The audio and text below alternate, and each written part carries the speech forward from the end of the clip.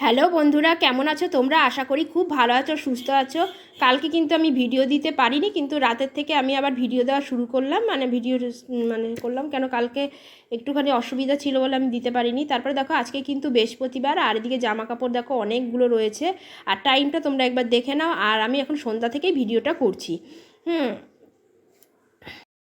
তারপরে দেখো আমি যে কি বলতো, সন্ধ্যাবেলায় তোমাদের দাদাভাই কাজে গেছে, তো কাজের থেকে আসেনি। আর এদিকে দেখো ঘরের মধ্যে অন্ধকার, যাই হোক লাইটটা এখন ধরালাম।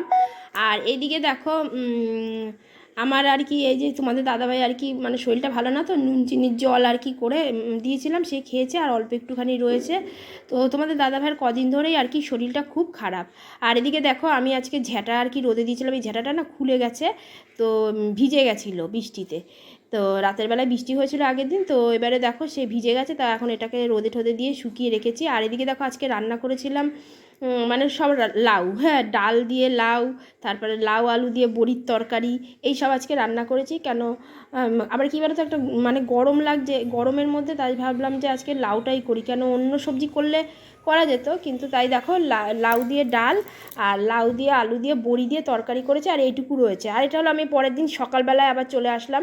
দেখো আটা নিয়েছি, তোমাদের দাদাভাইকে আর কি দিচ্ছিলাম যে তুমি একটুখানি আটাটা মেখে দাও, তাহলে আমার তাড়াতাড়ি রান্না হবে। তোমাদের দাদাভাই দেখো আজকে হলো শুক্রবার, তো তোমাদের দাদাভাই হলো কাজে যাবে, তা আমি রান্না বসিয়েছি।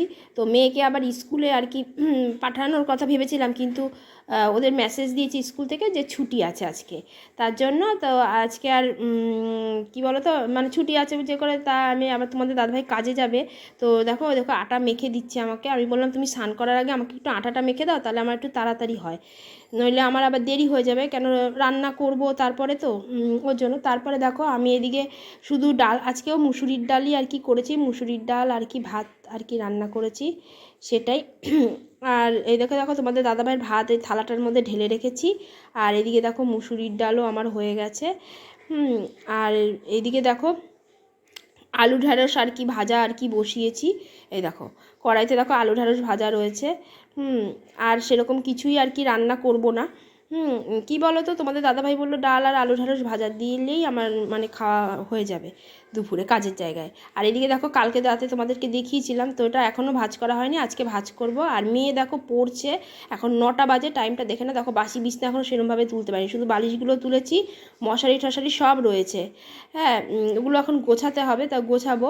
আর এদিকে দেখো ঘরঠর ঝাড় দেওয়া মোছা আমার সব হয়ে গেছে। আর ঝ্যাঁটাটা না এই সিঁড়ির এখানে রেখেছি, বাঁধতে পারিনি, সেটাই তোমাদেরকে দেখাতে যাচ্ছিলাম, কিন্তু